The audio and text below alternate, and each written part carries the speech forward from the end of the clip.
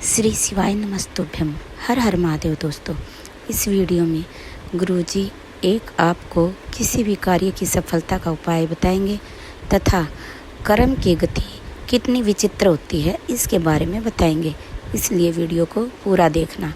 अब गुरुजी से उपाय सुनिए। आपने सुनी कि बेलपत्री पर शहद लगाकर शंकर जी को चिपका कर चले जाना, और लोगों ने उस क्लिप को भी आधा काट कर टीवियों पर चला दिया, पर उसको पूरा नहीं सुना कि सियोहर वाले महाराज ने कहा था पहले अपना कर्म करते जाना, पढ़ाई करते जाना, विद्या अध्ययन करते जाना, अपने कर्म को करते करते आगे बढ़ना, फिर शंकर भगवान पर एक बेलपत्री चिपका कर उस पर भरोसा कर कर फिर चले जाना, कार्य पूर्ण हो जाएगा। ये विश्वास के साथ करिए कि बल को बढ़ाओ,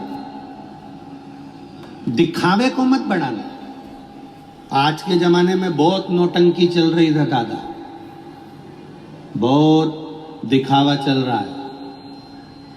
इनके यहाँ जाओगे तो काम हो जाएगा, उनके यहाँ जाओगे तो काम हो जाएगा, इनके यहाँ चले जाओ तो काम हो जाएगा।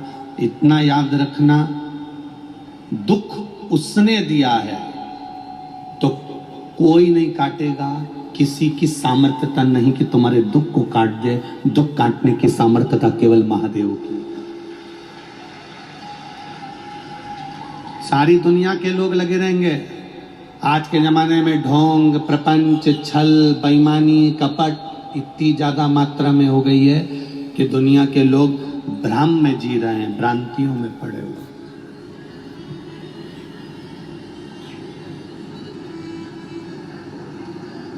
अपने कर्म पर विश्वास करना। आप चलकर यहां पहुंचे हो, आपने खुद कर्म किया है, अपने शरीर को कष्ट दिया, इसलिए शिवपुराण तक पहुंचे। कर्म पर विश्वास करना। दुकान पर बैठोगे, काम करोगे, मेहनत करोगे, फल जरूर मिलेगा। बैठकर भजन करोगे, भगवान जरूर मिलेगा। फैक्ट्री में नौकरी कर रहे हो, कर्म करोगे, तनख्वाह जरूर मिलेगी। जरूर। भाग्य लिखना ब्रह्मा जी का काम है, भाग्य लिखना। भगवान विष्णु का काम है भाग्य लिखना। देवताओं ने लिख दिया भाग्य में कि तुम्हारे यहाँ संतान का सुख नहीं है, तुम्हारे यहाँ मकान का सुख नहीं है, तुम्हारे यहाँ नौकरी का सुख नहीं है, तुम्हारे यहाँ विवाह का सुख नहीं है। लिखने वाले ने लिख दिया कि तुम्हारे भाग्य में ये सुख नहीं है।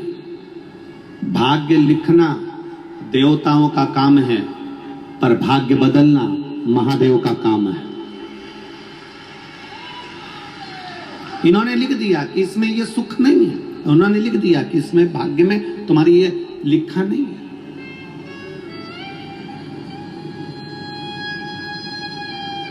दुनिया में किसी की सामर्थ्यता नहीं कि तुम्हारा भाग्य लिख दे, तुम्हारा भाग्य बता दे।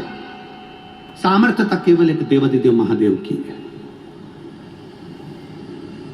इंसान को खुद को नहीं मालूम कि उसके साथ में अगला एक कदम बाद क्या होने वाला है। इंसान को खुद नहीं मालूम कि 2 कदम चलने के बाद क्या होने वाला है। इंसान को खुद नहीं मालूम कि थोड़ी देर बाद उसके साथ क्या होगा। भगवान ने ये गुण किसी को नहीं दिया कि कोई किसी का भाग्य बता दे या किसी का भाग्य लिख दे। हाँ, जो परमात्मा ने लिखा है वो मृत्यु लोक में आकर भोगना हमको है। पर जितना हम शंकर का भजन कर सकते हैं, जितना भगवान की कथा सुन सकते हैं, उससे हमें बल मिलता है, उससे बल। मार्कंडू जी के यहाँ संतान का सुख नहीं है।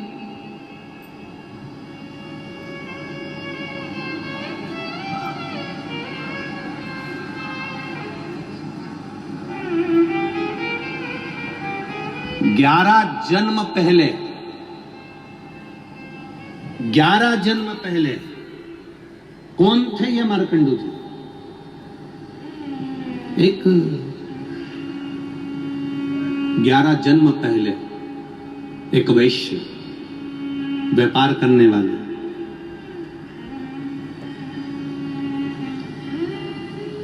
इनकी पत्नी के परिवार में से सब शांत हो गए थे, केवल एक अकेला घर में इनका एक साला बच गया था। जैसे धृतराष्ट्र के यहां भी एक साला बच गया था। कौन था वो? शकुनी मामा बच गया था। अब पूर्व में ये वैश्य थे, खूब अच्छा कर्म करा, कभी किसी का दिल नहीं दुखाया इन्होंने। दुकान तो करी, व्यापार तो करा, पर किसी का मन नहीं दुखाया। धीरे धीरे धीरे धीरे साले को दुकान में लगा लिया। साले से इन्होंने एक बात जरूर कही कि देखो किसी का मन नहीं दुखाना है। साले ने कहा जी जीजा जी, मैं किसी का मन नहीं दुखाऊंगा, व्यापार करूंगा, अच्छे से करूंगा। साला खुद की कमाई करने के लिए अनाज में कंकर मिलाने लगा, कंकर मट्टी मिलाने लगा। कंकर मट्टी के वजन के बराबर अनाज अलग कर लेता और उसको बेचकर खुद का पैसा बना लेता। अब कर्म की गति देखिए कितनी विचित्र है। कंकर मिट्टी अनाज में बिकने लगा। एक विधवा ब्राह्मणी रहती थी और उस विधवा ब्राह्मणी का 2 पुत्र थे और वो 2 पुत्र इस अनाज को खाए, पेट में उनके पत्थर जम गया, मिट्टी जम गई और वो दोनों पुत्र धीरे धीरे कर कर मर गए। ब्राह्मणी को मालूम पड़ा, वेदों ने बताया, औषधि देने वाले जितने भी वैदिक आए, जिन्होंने वेद बताए कि तुम्हारे बच्चों के पेट में मिट्टी पत्थर जम गया इसलिए तुम्हारे बच्चे मर गए। विधवा को मालूम पड़ा कि उस सेठ जी के यहाँ से अनाज आता था। सेठ जी के यहाँ पहुंची और जाकर उस विधवा ने उस सेठ जी से कहा, सेठ जी आज मेरे बच्चे मेरे सामने अधोगति में मरे हैं, जब तुम्हारे बच्चे मरेंगे तब तुम्हें मालूम पड़ेगा। और एक जन्म में नहीं, कई जन्म में तुम्हारे बच्चों के साथ यही होगा। सेठ जी के घर में भी 2 लड़के थे, दोनों अधोगति में मर गए। सेठ जी के प्राण छूट गए।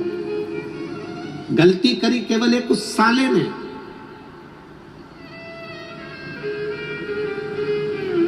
पर दुकान थी जीजा जी की, व्यापार था जीजा जी का, इसलिए भोगना भी जीजा जी को पड़ा।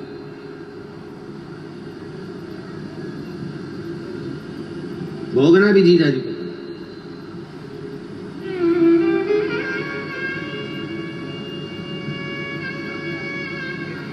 प्राण छूट गए। जीजा जी वो वैश्य शांत हो गया, समाप्त हो गया, विष्णुधर बना। फिर धीरे धीरे धीरे धीरे 1 जन्म, 2 जन्म, 3 जन्म, 4 जन्म निकलते निकलते निकलते निकलते कई जन्मों के बाद में फिर मार्कंडू जी बने। संतान का सुख नहीं हुआ, इनके संतान प्राप्ति नहीं हुई।